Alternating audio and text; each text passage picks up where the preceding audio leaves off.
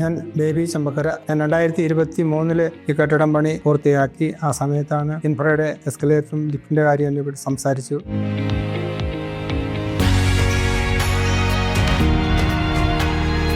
രണ്ടായിരത്തി 2024 എസ്കലേറ്ററിന്റെ പണി ആരംഭിച്ച സമയത്ത് തന്നെ ഒരു കമ്പനിയുടെ പണികളെല്ലാം പൂർത്തിയാക്കി ഇത് കമ്മീഷൻ ചെയ്ത് തന്നു.